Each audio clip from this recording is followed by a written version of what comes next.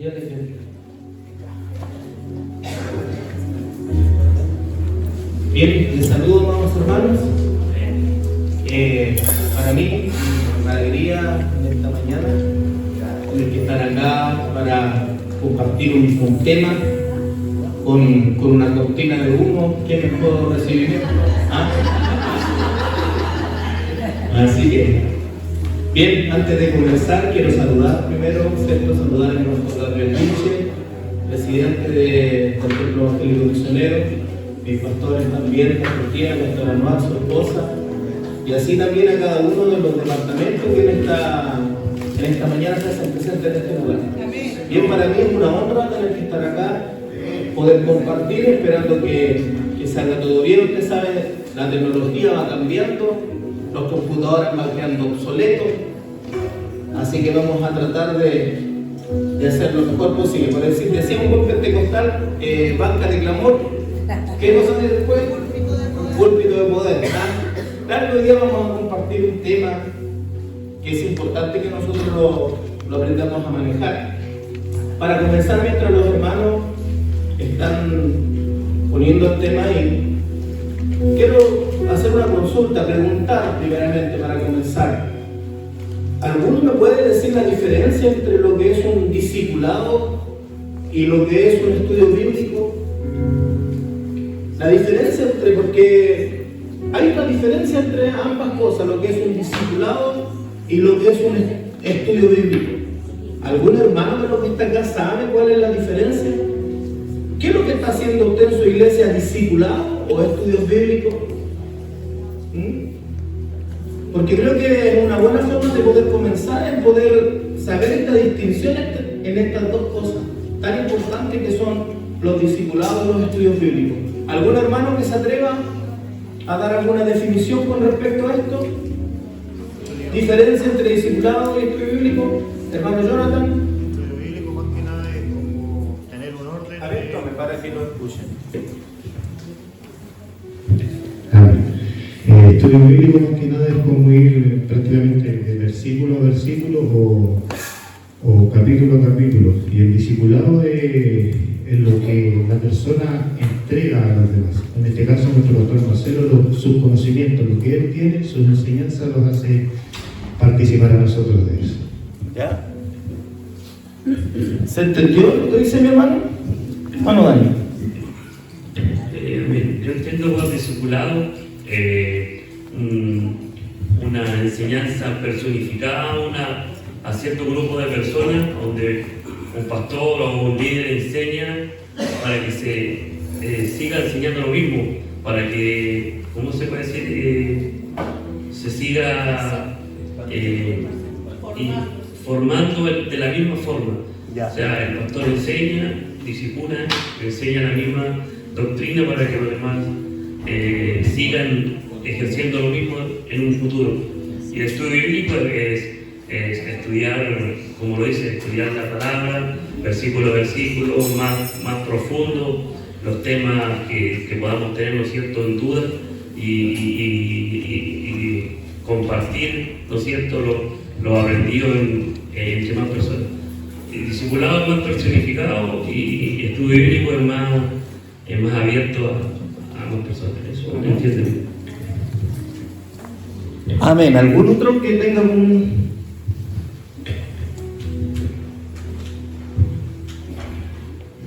Les saludo a todos, hermanos.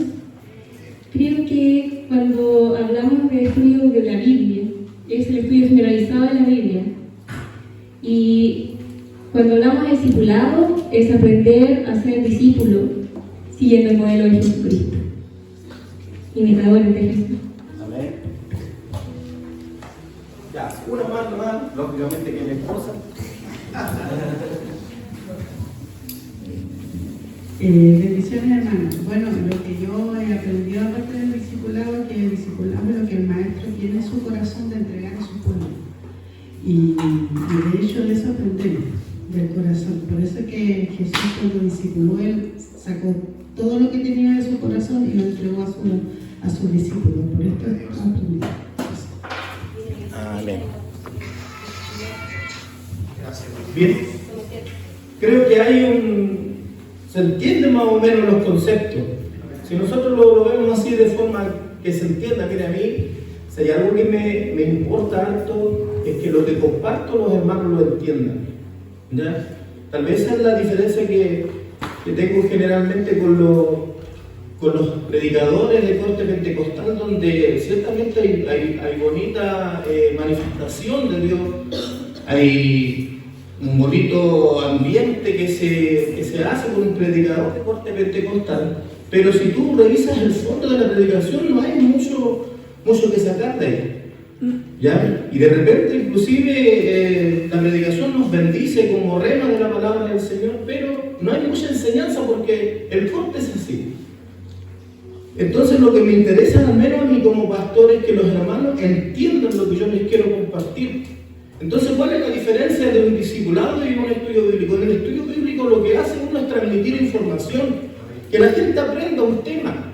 De hecho, cuando yo doy un estudio bíblico, no estoy esperando que ninguno de ustedes opine en contra de lo que yo estoy diciendo, porque ustedes deben obtener la información que yo les estoy entregando. En los estudios bíblicos no puede haber un debate ahí y debatir con el maestro que está enseñando, no se puede hacer eso. ¿Por qué? Porque uno va a escuchar. Generalmente en nuestros congresos, en nuestros trabajos, siempre hay estudios bíblicos, por eso que a veces uno sale con la sensación de que no está de acuerdo con el hermano, pero no puede hacer nada porque uno va a escuchar, a aprender. En el discipulado es distinto. En el discipulado el maestro se encarga de no solamente compartir información, sino que transmitir lo que él realmente ha vivido en su vida, en su pasado como cristiano. Transmite lo que hay en su alma, lo que hay en su corazón, deposita de su espíritu en los demás. Como cuando lo define la palabra del Señor con Moisés, cuando él tuvo que escoger a los ancianos y Dios dice que le iba a poner del espíritu de Moisés a ellos. Eso se trata del discipulado, donde el maestro deposita de su alma, de su corazón en las personas. No es solamente transmitir información, sino que vivir con el hermano, formar comunidad en la iglesia. La iglesia, yo les digo a los hermanos donde estoy ahora pastoreando en Loma de la Victoria, a mí no me gusta formar una iglesia, un culto, donde tenemos que solamente venir por la tarde, cantar, escuchar un buen mensaje y irnos para el hogar. Yo creo en la comunidad, creo donde tenemos que hacer familia, donde debemos estar juntos, donde debemos aprender cada día. Debemos inclusive, si es posible, muy a menudo tener que servirnos algo y compartir. Como lo hacía la primera iglesia todos los días. Los primeros días de la semana, la primera iglesia se juntaba para cenar con el Señor. Y no es que venía Cristo a comer con ellos, sino que ellos compartían. Ellos tenían sus tiempos de poder servirse algo y estar juntos como membresía, como congregación. Entonces el discipulado es mucho más allá que un estudio bíblico. El discipulado, el maestro tiene que comprometerse con la persona, tiene que verlo formar, tiene que hacerlo crecer, y esa persona inclusive llega a parecerse a su maestro. Si usted va a una iglesia que es discipulada, usted ve al pastor en los hermanos en esa iglesia. Usted sabe, ese de sus hermanos que andan ahí es de la iglesia tanto. ¿Por qué? Porque se parecen al pastor, hablan igual al pastor. Los conceptos que ellos dicen, manejan, son los mismos. Entonces el discipulado es algo mucho más importante. ¿Y por qué comienzo de esta forma? Porque la temática del día de hoy corresponde a hablar sobre la importancia de lo que es el discipulado en nuestras iglesias locales. Para que haya una buena misión debemos primeramente ser discipulados. No puede haber una buena misión, no puedo enviar a alguien sin primero pasar por el discipulado. Y eso es lo que el día de hoy yo quiero compartir, y que todos los que estamos acá ojalá podamos ir compartiendo este tema. Si alguno tiene alguna sugerencia, quiere compartir algo, levanta la mano y se le da la oportunidad. El tema es de 1 hora, por lo tanto trataremos de pasarlo lo más rápido, pero ciertamente tratar de comprender lo que está ahí, lo fundamental del tema que vamos a compartir el día. Yo le coloqué como título la importancia del discipulado. Según Mateo 28 y 19, que es el tema, es el texto misionero, ¿ya? Los de misiones saben, el texto misionero. Si hay un texto bíblico que usan los misioneros, ese es el texto donde Dios nos manda. Según Mateo 28 y 19, ¿Qué es primero? ¿Ir o hacer discípulos? Leamos el texto. Mateo 28, 19 dice: por tanto, id y hacer discípulos a todas las naciones, bautizándolos en el nombre del Padre, y del Hijo, y del Espíritu Santo. Según el texto, no según la suma de la palabra, sino el texto. ¿Qué es primero? ¿El ir o hacer discípulos? Ir, ¿cierto? Eso es lo que nos dice el texto. Ir. Pero cuando nosotros solamente lo quedamos con un versículo bíblico, es cuando tenemos el problema como iglesia. Cuando hacemos doctrina solamente de un texto bíblico. Porque yo no puedo enviar a alguien antes de tener que formarlo y discipularlo. ¿Ya? Entonces, si nosotros sumamos toda la Biblia para dar respuesta a la pregunta que yo hice, cambia. Y yo no diría que el ir es primero, sino que lo primero es ser discipulado. Es lo primero que tiene que pasar. Y tenemos ejemplo de esto, del mejor, de la persona más importante que ha pisado la tierra. Tenemos ejemplo de discipulado. Discipular es primero. El discípulo es tan importante que el mismo Cristo, siendo el Verbo de Dios, tuvo un discipulado más largo que cualquiera que haya tenido la oportunidad de discipularse o prepararse en algún sistema teológico. Nosotros generalmente nos formamos un par de años y Dios nos envía a los pastores, nosotros nos enviamos a los hermanos, los pastores, les enseñamos. A veces con muy pocas herramientas nos mandamos a los lugares para que puedan trabajar en la obra del Señor. El Hijo de Dios, el Verbo hecho carne, no fue un discipulado de 2 años, de 3 años como sus discípulos. El Verbo hecho carne, viviendo en la eternidad, lo que Él tuvo que hacer es hacerse hombre para poder venir y tener un nacimiento como nosotros, poder vivir todas las experiencias que nosotros como seres humanos vivimos, para Él recién comenzar su ministerio cerca de los 30 años de edad. O sea, 30 años de edad, siendo discipulado, enseñado. Yo creo que todos los que estamos acá estamos de acuerdo de que Dios en la eternidad, el Verbo en la eternidad, jamás había pasado hambre, jamás había cansado, jamás había tenido necesidad de algo. Pero en su encarnación vive todo lo que nosotros vivimos. Por lo tanto, el Dios Todopoderoso, que conoce todas las cosas, aprende de su encarnación. Y se lo voy a comprobar por la Escritura. Porque alguno me podrá decir: ¿cómo Dios va a aprender si Él conoce todas las cosas? Una cosa es conocer las cosas, una cosa es saber de las cosas y otra cosa es experimentarlas. ¿Ah? Y por medio de la experimentación el conocimiento crece mucho más. Jesús tuvo un discipulado, Juan 1:14, ya que el Verbo fue hecho carne y habitó entre nosotros, y vimos su gloria, gloria como del unigénito del Padre, lleno de gracia y de verdad. Hebreos 5:7 y 10, que tiene relación con el Juan 1:14. Y Cristo, escuche bien, en los días de su carne, ofreciendo ruegos y súplicas, con gran clamor y lágrimas, al que le podía librar de la muerte, fue oído a causa de su temor reverente. Y aunque era hijo, por lo que padeció, ¿qué es lo que dice ahí? Aprendió obediencia. Escuche bien, el Hijo de Dios, el Verbo encarnado, el que conoce todas las cosas. Por lo que padeció, aprendió la obediencia, y habiendo sido, miren, escuchen lo que dice ahí. ¿Qué es lo que dice? Perfeccionado.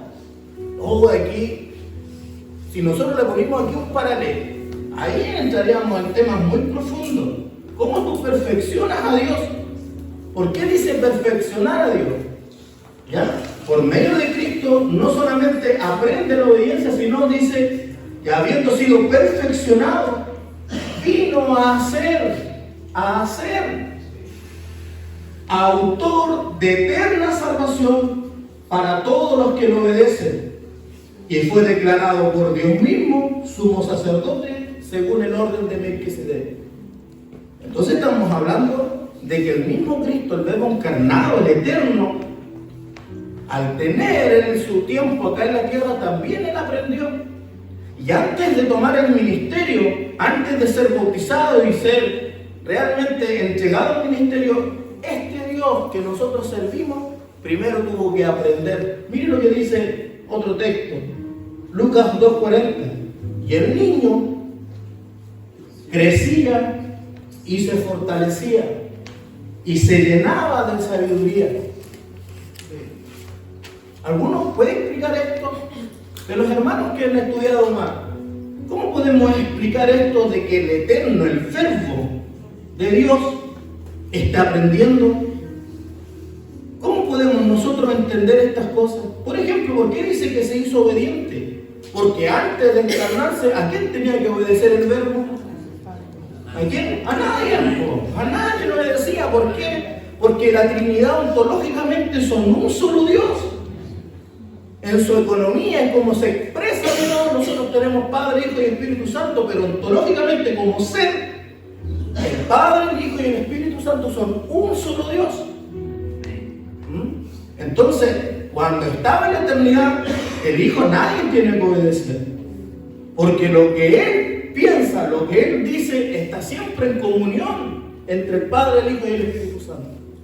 Pero al encarnarse, tiene que aprender igual que nosotros. Los primeros cristianos, en los primeros concilios, dieron solución a eso. Y salió una palabrita que a lo mejor yo en este último tiempo no he nombrado harto en la iglesia porque estoy estudiando el tema. Los primeros cristianos en la cristología hablaron de unión hipostática, donde dicen que el Verbo tiene dos naturalezas, una naturaleza humana y una naturaleza divina. La naturaleza humana y la naturaleza divina están las dos juntas, pero no se mezclan, no se unen, no se fusionan, están juntas pero no están mezcladas. Y estas dos naturalezas comunican a la persona. Cuando nace Jesucristo del vientre de María, no nace un pedazo de carne, nace una persona, la segunda persona de la Trinidad. El Verbo encarnado nace. Entonces, ¿qué es lo que hace? Lo que dice el libro Filipenses, él se basea, de alguna forma, Dios permite de que en su encarnación él pueda tener carencia de todas las cosas, al igual que nosotros. Para eso necesitamos ser discipulados. ¿Ya?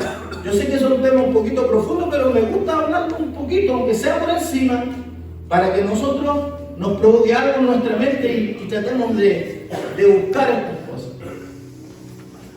La importancia entonces del discipulado. Si el Hijo de Dios, el Verbo encarnado, tuvo que ser discipulado y enseñado, ¿cuánto más nosotros? Sin lugar a dudas, los evangelios registran que una de las tareas centrales que Jesús vino a llevar a cabo para cumplir la misión del reino fue hacer discípulos. Entonces, ¿qué es lo que hace Cristo cuando Él se bautiza y empieza su ministerio?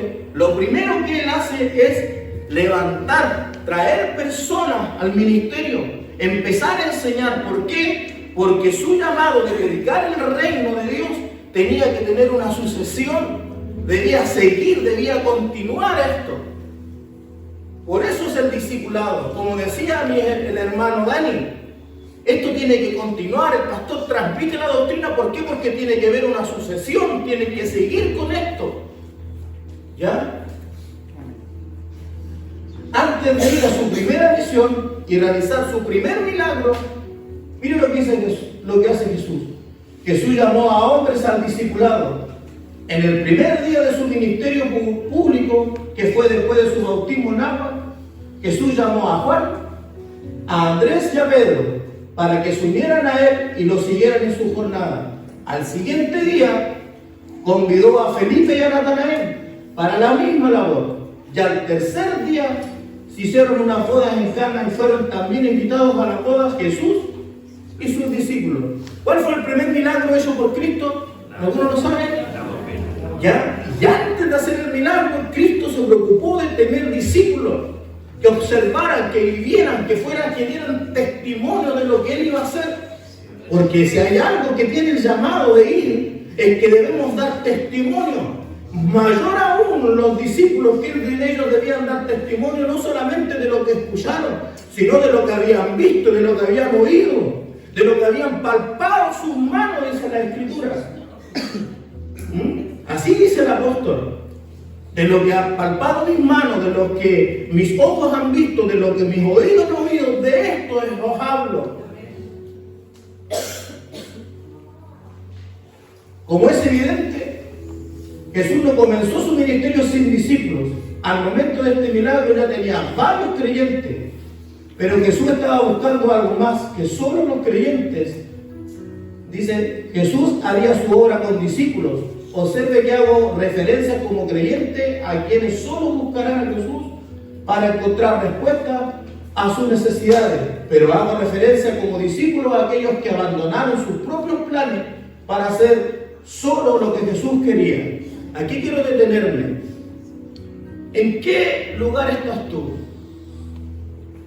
¿Siendo un discípulo del Señor o un creyente?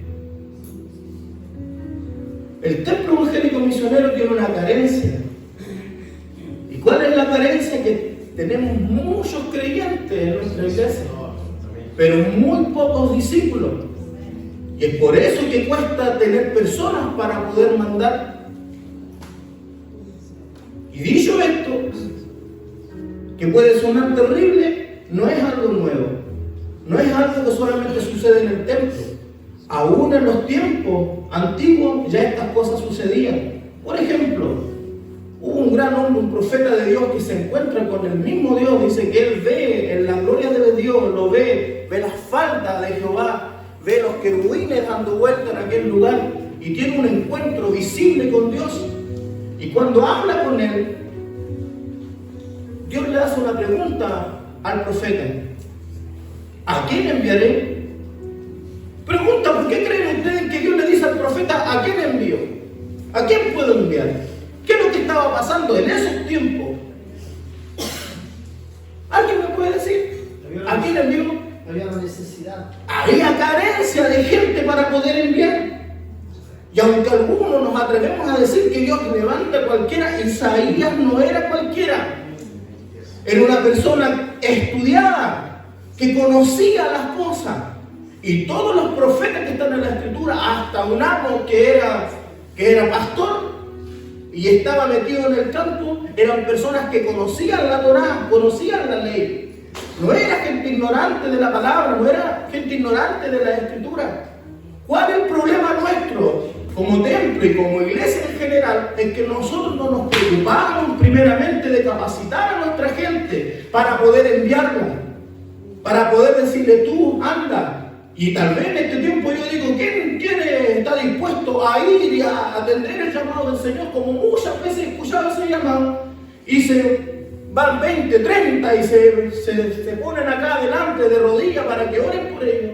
Pero en el momento que se les quiere enviar no se pueden ir, porque no tienen las capacidades y menos el llamado de Dios. Entonces, es necesario, según lo que estoy explicando hasta este momento, ¿es importante el discipulado? Por eso es que para nosotros era muy importante que hubieran pastores y hubiera, ojalá, oficiales de la iglesia para que vieran la visión, entendieran esto. Y ser discipulado en una iglesia nuestra de corte pentecostal no es fácil. No es fácil. ¿Por qué? Porque tú llamas a estudiar la Biblia, la Escritura. Los hermanos, el primer estudio bíblico llega la iglesia completa. El segundo estudio bíblico llega a la mitad. Ya cuando pasa el mes ya no llega ninguno. Pero ¿sabes por qué pasa eso? Porque los maestros no son firmes. Porque los maestros se dan por vencidos al tiro cuando ven que la gente ya no va, dejan de hacer. Y tenemos a la gente cómoda. ¿Sabe? Yo le quiero decir, no es gastancia, pero ¿cómo logré permanecer 14 años siendo discipulado toda la semana? Fue de esta manera. Los que vienen al discipulado son la gente que vamos a tomar para que coordine y para que predique. Y en los días de discipulado daba los trabajos. Y de esa manera la gente llegaba. De repente me costó, de repente estaba solo, me daba pena tener que hacer un discipulado así. Pero seguí con la postura, seguí con la postura. Después, se lo digo para la gloria al Señor, el día donde iba más gente era el día de discipulado. No solamente de la iglesia, sino que venían de otras congregaciones también a escuchar. ¿Por qué? Porque hay un hambre de aprender. Por eso es que el liderazgo es tan importante. Por eso es que es tan importante que estos temas nosotros de alguna forma los absorbemos y tengamos ese corazón de poder enseñar a la gente.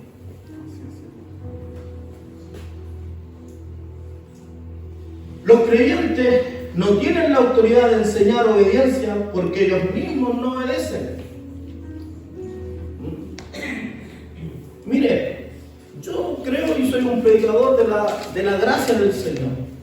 Y yo le debo a la gracia del Señor todas las cosas. Todas las cosas. Sé que estoy aquí y es por gracia. Sé que soy salvo por gracia. Pero una cosa es ser salvo y otra cosa es que tú seas obrero en la obra del Señor. Vamos, yo espero que todos los salvemos y nos veamos con el Señor. Y sé que a lo mejor no todos van a ser obreros. Pero ¿cuál es el llamado a empezar a llamar obreros dentro de la obra? Recuerden las palabras del Cristo. ¿Qué es lo que él dijo? Cuando usted oren así, pidan obreros para la mies. ¿Por qué? Porque la mies es grande y faltan los obreros. ¿Qué es lo que hace el Cristo con eso? Si nosotros los pentecostales tenemos ese problema que creemos que las cosas son mágicas, que baja la unción y empezamos a hacer las cosas. No. ¿Qué es lo que provoca Cristo con esa palabra que quedó ahí esculpida en la palabra? Produce un querer en nosotros. ¿Cuál es el querer en nosotros? Es que necesitamos obreros en la mies. Entonces nosotros tenemos que atender a eso. Cuando dice la Escritura, Dios provoca el querer y va a ser en nosotros. No es que viene un humilde y se nos pone el querer en nosotros. No, Dios lo provoca. Por medio de esto, por medio de una enseñanza, por medio de una conversación, por medio de un tiempo de oración, uno entiende lo que tiene que hacer. Y las palabras textuales del Hijo de Dios, pidan obreros para la mies. Obreros. Y los obreros no son solo creyentes. Los obreros son discípulos.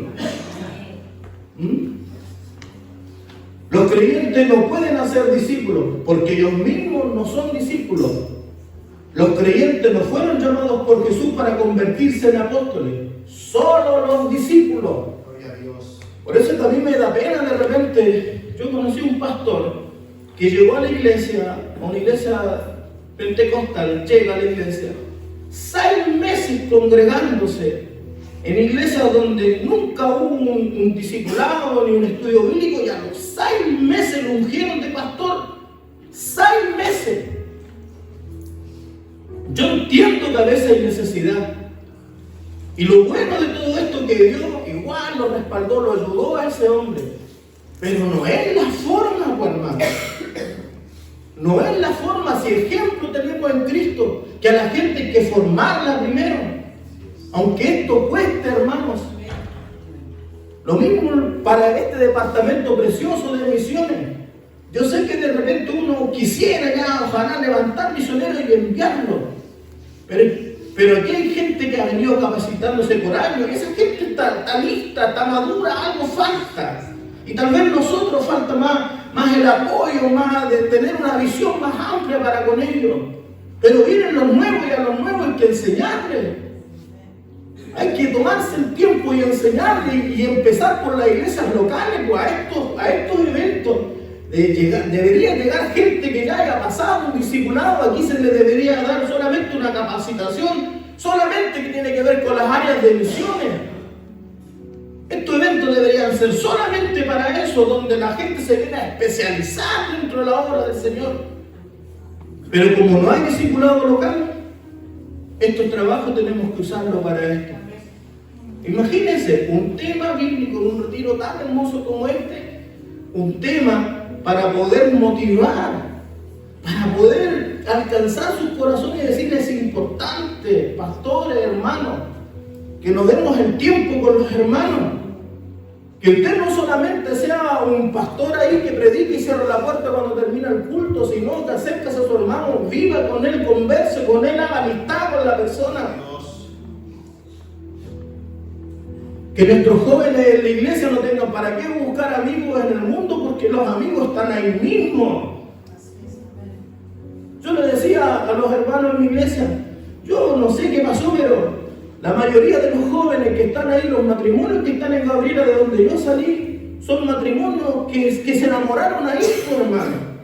Porque yo no tuve la visión del pastor que no quería que los hermanos se enamoraran. Yo les dije, enamórense ustedes aquí, quédense aquí ustedes.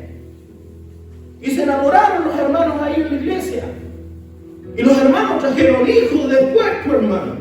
Y Gabriela creció con la misma gente que fue cada día formando su familia y están ahí ahora. Ya no solamente son 2, son 3, son 4. ¿Por qué? Porque uno tiene que aprender a hacer comunidad dentro de la obra del Señor. Eso es discipulado. Tomarse el tiempo con tus hermanos, conversar con los jóvenes, expresarle que pueden confiar en ti. En este tiempo hay tan poca gente que sea confiable para poder uno hablarle. De repente yo caigo mucho en eso, que estoy en alguna parte y me suelto y hablo lo que no tengo que hablar. ¿Por qué? Porque necesito, hermano. Necesito donde poder de repente depositar lo que tengo ahí, lo que necesito hablar. Y cuando veo una persona que uno la ve confiable, unos artículos se abre.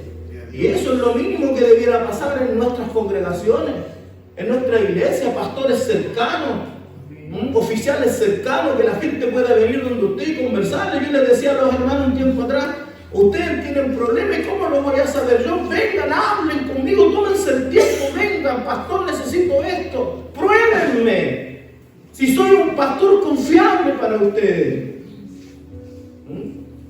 Eso es discipulado. La definición de discipulado, mire, escuche bien. El discipulado no es solo una metodología, va más allá e involucra una relación personal donde se expone la forma de vida de cada uno de quienes se comprometen. Se expone, la gente se abre. Yo a la gente la conocí, yo a mis jóvenes los aprendí a conocer, a ver sus defectos, sus virtudes, a sacar provecho de eso. Y yo les decía así libremente, yo les aprovecho de ustedes, aprovecho los dones que Dios ha puesto en su vida. Gloria a Dios. Dice, a un proceso de formación en Cristo, no lo ven simplemente como un suceso en la nueva vida en Cristo. Esta relación se proyecta en una formación escritural, pues lo que se imparte son los principios y valores de la palabra, y no las ideas o criterios de nadie en particular. El resultado que se busca es que haya una transformación integral de la persona, del Hijo de Dios.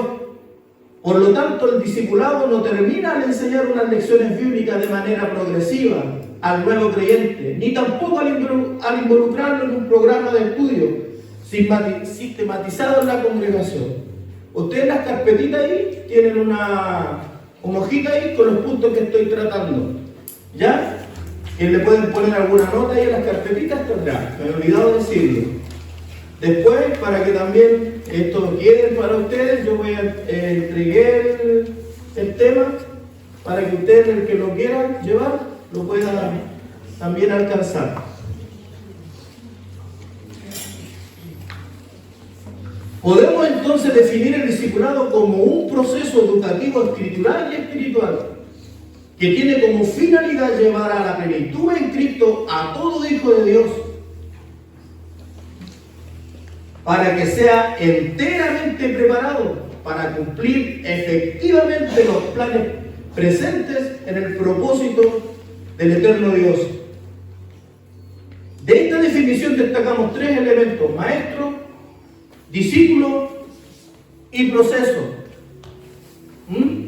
El discípulo debe hacer un compromiso de vivir la vida que enseña y demanda su maestro. Si tú realmente eres un discípulo en la iglesia y tu pastor o un maestro que tenga el pastor, tú realmente eres un discípulo de él, debes comprometerte con él. Yo conocí a un pastor que a todos sus discípulos lo hacía cerrarse el último botón de la camisa. claro, para uno extremo y medio loco, pero los discípulos estaban dispuestos a hacerlo y lo hacían. Uno podrá estar de acuerdo o no con la doctrina del pastor, pero él lo hacía así. Y los hermanos en la iglesia que estaban ahí, cuando llegaban ahí, veían a los hermanos, sabían que sus hermanos estaban pasando por el discipulado del pastor. Entonces tiene que haber una marca, el hombre tiene que tener un compromiso. Por eso yo le decía, si uno se llega a parecer, hermano. Los hermanos de Gabriela Michal se pusieron hasta más morenos por más fáciles.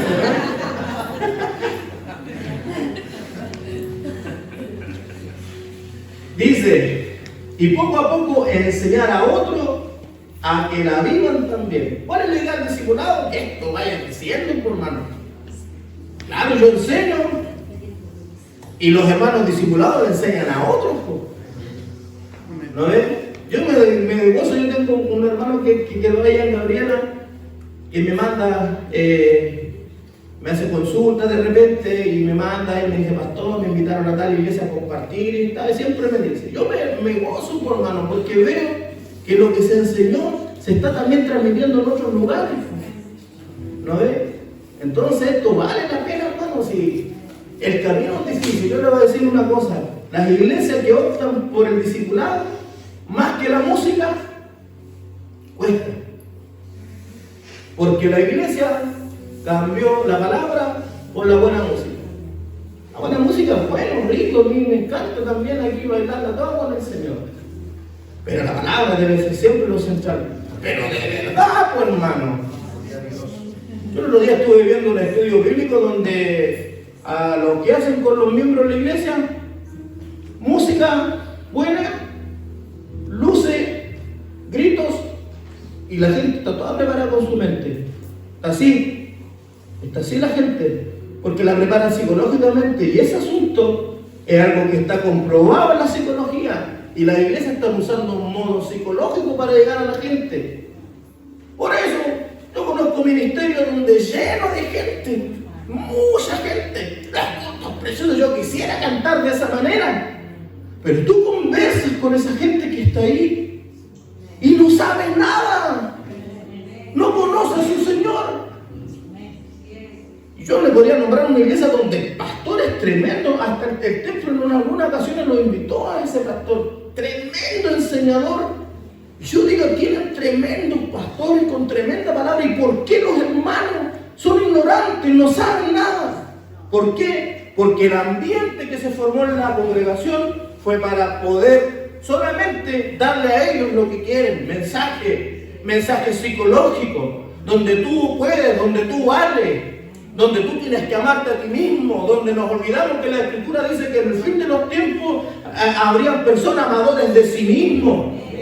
¿Cómo muestras tú que realmente te amas amando a tu prójimo? De esa manera se muestra el amor. El amor que tú tienes. Amarás a tu prójimo como a ti mismo. Tú tienes que hacer, muéstralo amando a tu persona y ahí vas a tomarle valor a tu vida.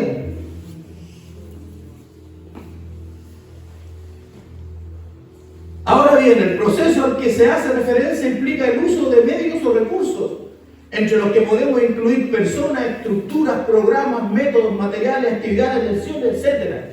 Para ser un discipulado nosotros podemos hacer una metodología, una forma, que tenemos que preparar los estudios, cómo lo vamos a hacer, vamos a proyectar imágenes, uno busca la forma de poder hacerlo.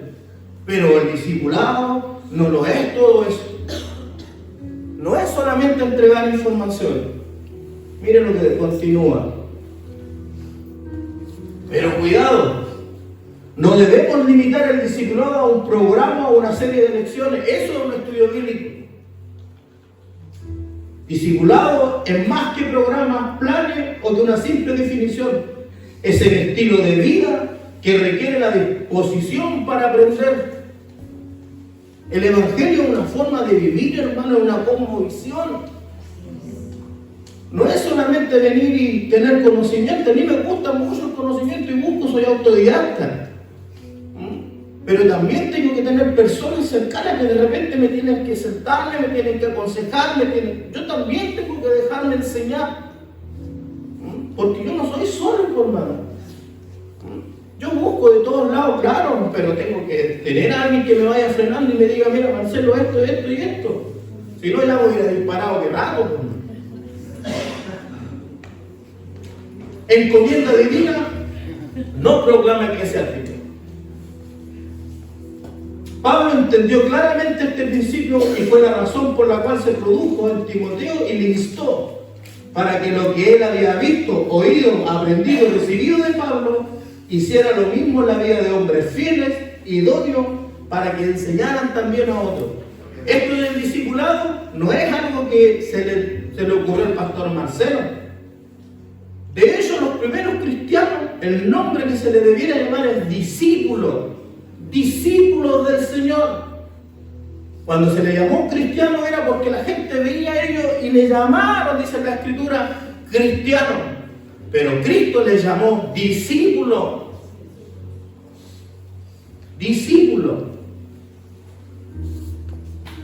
Esta forma de discipulado surge de un caminar juntos, tal como lo hizo Jesús con sus discípulos. Jesús no solo les enseñó a orar, sino que oró con ellos también. Esto es importante. No solo les enseñó a perdonar, sino que lo vieron perdonar. De ahí que el discipulado no es solamente compartir enseñanzas, sino vivir esas enseñanzas. Por eso, en un tiempo donde abunda la religiosidad, el mundo necesita el ejemplo palpable de vidas transformadas. No solamente gente que habla bonito, sino gente que haya cambio, y cambio genuino. Nosotros somos personas normales, hermano. La gente no necesita gente que se ponga careta, no, gente normal que haga buenas obras. Pero no necesita ver gente que no sé, que se andan presentando como santo en todo lugar, no. Yo cuando voy al trabajo no le ando diciendo a la gente soy cristiano. No, yo voy, estoy ahí, la misma gente ve algo en uno y dice, ¿eres cristiano? Sí. Y yo después pienso, ese hermano ahora me dice, qué bueno que sea cristiano, pero en un tiempo más me va a agarrar mala porque le va a molestar como yo soy. Porque uno no puede mentir, pues. Y en los trabajos hay que mentir para llevarse bien con los hermanos, pues. Para llevarte bien con tu jefe, tienes que ir a la fiesta y a todo lo que ellos te invitan. Pero tú muéstrate como tú eres, porque al final eso es lo que se necesita en este tiempo. Jesús, el gran maestro. Una de las cualidades más destacables de Jesús como discipulador fue ver a las personas no como lo que eran, escuchen bien, que es importante esto, en ese momento, sino como lo que llegarían a ser. Eso es lo que yo veo cuando discipulo en la iglesia. Yo le contaba el otro día, ayer a una hermanita, de Gabriela me fui a la Victoria. Y me fui muy contento, porque dejé una iglesia formada. Primero dejé ancianos que ungí, los dejé como pastores en el lugar. En la misma iglesia, una directiva nacional de los jóvenes, un coordinador de la juventud. Una iglesia pequeña, pues, hermano. Si cuando llegué a esa iglesia no había nadie. Era un local chiquitito que nadie había, 3 años estuvo cerrada y esa iglesia no se la pelean los pastores. Entonces yo me pude salir contento. ¿Por qué? Porque vi fruto y vi yo en ellos. Y yo les decía a los hermanos, yo siempre conversaba con mi esposa, ¿sabéis qué? Así como vamos, nosotros vamos a terminar quedando solos otra vez. ¿Por qué? Porque los jóvenes están creciendo. Los jóvenes lo está usando el Señor y probablemente va a haber que moverlo, va a haber que sacarlo. Y llegamos a la conclusión, bueno, nosotros estaremos para formarnos más entonces. No estoy para vivir de los diezmos, ya está claro, digamos. Estoy para formarnos, los hermanos. Entonces, ¿por qué? Porque a veces uno como pastor tiene temor a quedarse solo. Pero no, hermano, a los hermanos que dejarlos volar, que crezcan. Sí, gloria a Dios. No importa que quedéis solos. Que no se vayan para el mundo los hermanos nomás, pero si se van a la obra, gloria a Dios, que se vayan todos a trabajar a la obra nomás, hermano. Dios enviará a otro después para que le sigas enseñando. ¿Qué más dice? Al escoger a sus 12 les dijo que haría de ellos pescadores de hombres y no reparó en las limitaciones intelectuales. Cristo no dijo, esto no puede. No, Él entendió, los llamó y los capacitó y sabía que ellos iban a poder cumplir con el llamado. Sus limitaciones intelectuales, sociales, emocionales de sus discípulos. Tampoco lo desanimaron las características personales de cada uno que tenían. Eran tímidos, agresivos, rudos. Desde el principio los trató como discípulos para que llegaran a ser apóstoles. Entonces Cristo no... Habíamos muchos caracteres. Yo, si lo que siempre me toco en todas partes me dicen, pensar usted, pastor, que era tan mañoso usted, y Dios ha hecho un cambio. Yo digo, no van a cambiar nada, no sé si de repente me sale el... Y de repente es como hasta un poquito molesto, hermano, escuchar todo el tiempo que te digan lo negativo que tú eres, y que te digan, Pastor Marcelo, puta, lo bendigo, como nuestro pastor Faúl siempre nos dice, termina a predicar uno y va donde uno dice, Pastor Marcelito, su palabra me bendijo. Entonces uno se siente bien, pues, hermano. Se siente bien con esas muestras de cariño, de valor por las personas.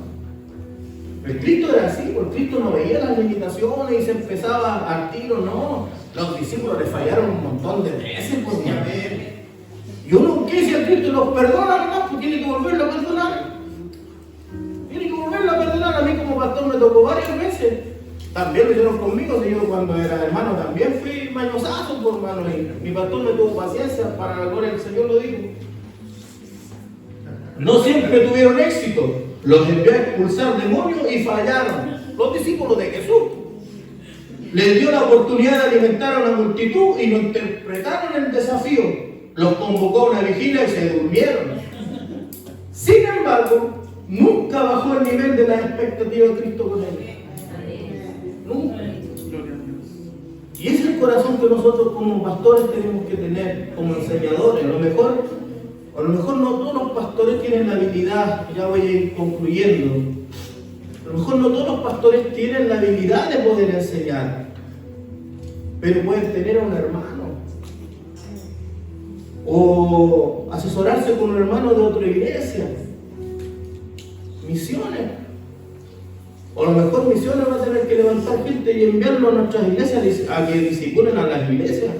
Allá en Concepción, por lo menos como 4 iglesias hablaron conmigo para que le hiciera discipulado. ¿A dónde, hermano, tengo el tiempo yo?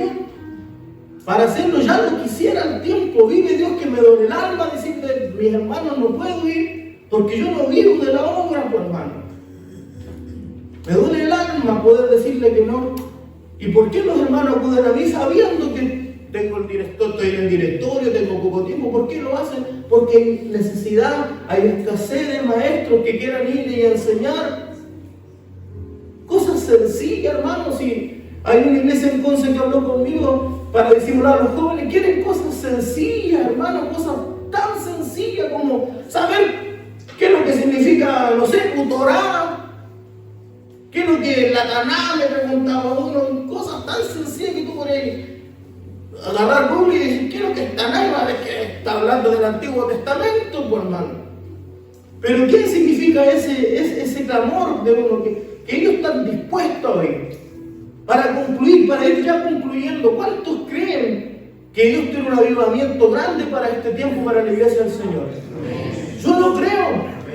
Y aunque yo soy de corte pentecostal, a mí no me molesta que graben las danzas, a mí en las muestras a mí no me molesta. Sé que puedo caerle mal a muchos pastores, a mí no me molesta.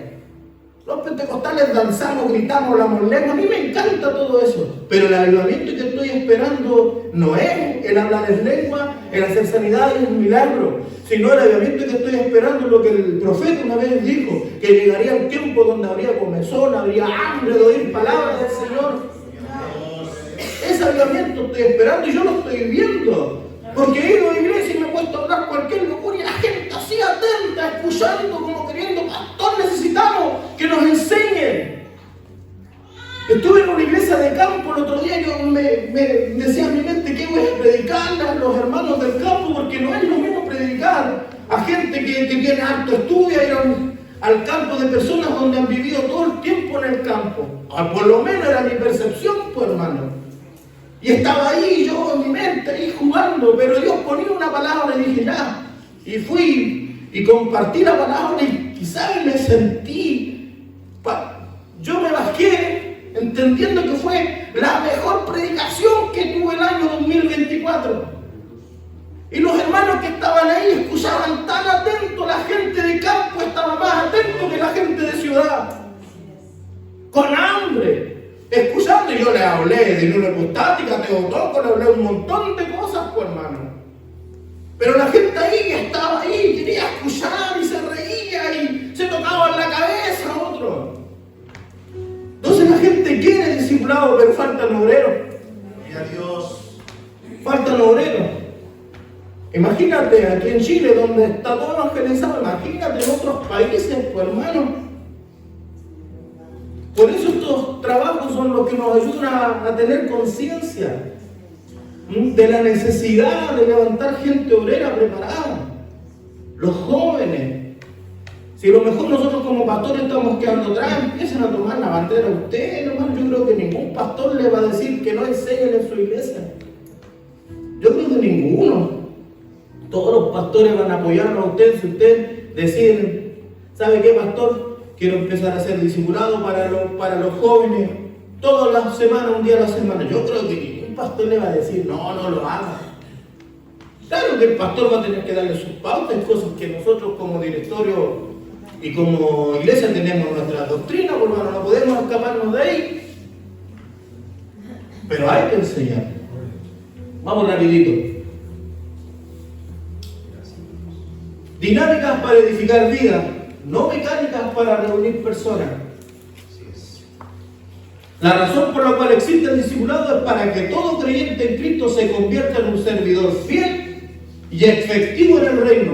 Esto significa que la responsabilidad del discipulador no termina con llevar a la persona a una experiencia de salvación, sino también ayudarle a crecer en su vida espiritual. No solamente el plan de salvación. Yo antes, uno joven apresurado para hablar, yo decía, yo viene una persona, predico el evangelio, me dice me bautizo, y al tiro lo tiro al agua y lo bautizo. Porque yo no me importa la tradición, me importa lo que dice la escritura. Porque la tradición, antes de llevar a una persona a las aguas, tenía que pasar por un discipulado, por una catequesis. Pero como yo era bíblico, no, al tiro nomás lo bautizo. Pero cuando empecé a leer la escritura de verdad, yo me di cuenta que no era tan así.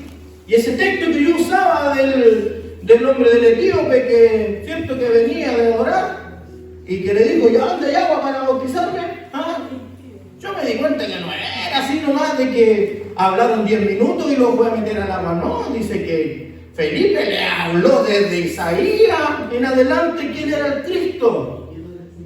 Y le habló. ¿Y cuánto tiempo anduvo en la carreta con él? No lo sabemos. Y como por ahí dijo uno, lleno del Espíritu, pues hermano. Y lo tuvo que discipular durante un tiempo para que el etíope dijera, ¿qué pide que me sea bautizado? Y Felipe le dice, ¿no? ¿Cree? Sí, yo creo. ¿Y qué le dice? Que Jesucristo es el Hijo de Dios. Para que él dijera eso, es que Felipe se tomó el tiempo de enseñarle primero, pues hermano. Entonces nosotros a veces apresuramos, no, tiremos al agua al tiro y tenemos un montón de gente que hay que volverla a remojar, pues hermano. ¿Sí es verdad?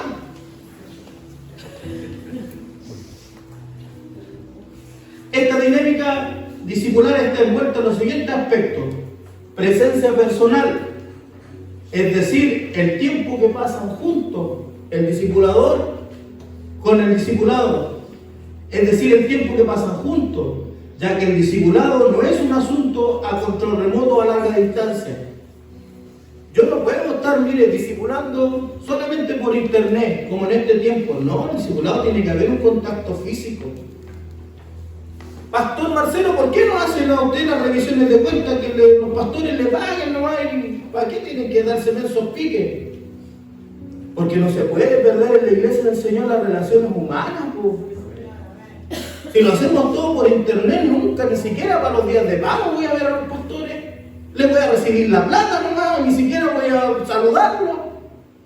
Cuando nosotros empezamos así, a mí me llaman pastor, ¿le puede quedar? Sí, puede, pero dentro de mí me duele el alma, porque yo digo, pastor, estamos perdiendo la esencia de que es el cristianismo, y que es el reunirse, estar juntos. Con esto termino, con esta dinámica. Actitudes. Es todo aquello que el discípulo percibe de su maestro. ¿Qué es lo que ve el discípulo en uno? Lo que ve, lo que percibe en el maestro, lo que aprende el discípulo. Por eso es tan importante nosotros tener una vida íntegra con el Señor, tener mucho cuidado cómo actuamos, cómo vivimos, lo que hacemos, lo que decimos. Acciones. O sea, todo lo que el discípulo va a hacer a su maestro. Todo lo que el discípulo ve hacer a su maestro es lo que el discípulo después va a hacer. Entonces uno tiene que, si uno quiere que una iglesia crezca, tiene que haber discipulado. Palabras que consisten en todo lo que el discípulo oye de su maestro. Como no voy a alcanzar a dar todos los temas, voy a entregar después, como les decía, este trabajo a los hermanos para que después lo puedan compartir.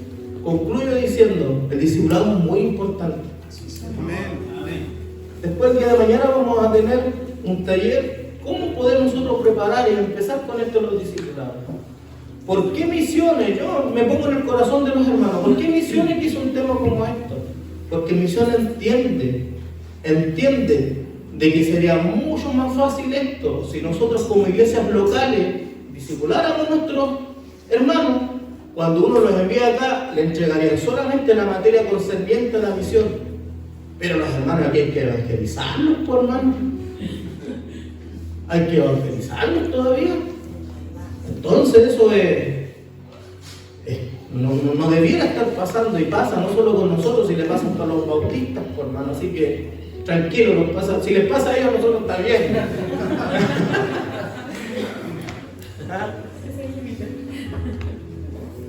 ¿Qué me dice, amados hermanos? Pastor, ¿es importante un discipulado? Es vital. Gloria a Dios. Y el Cristo fue el ejemplo. Termino con la conclusión para llegar a este lugar. Miren todos los puntos que se fueron. Y eso que lo hice breve, porque la verdad que estoy acostumbrado a discipular, pues, son todo 8 horas de discipulado que me tomo. Miren, como lo estudiamos, el discipulado va más allá de lo que conocemos hasta ahora. Se trata de una relación personal donde se expone la forma de vida de cada uno de los comprometidos, debido a que no lo ven como un simple suceso, sino como un proceso vital para que Cristo sea formado en sus vidas.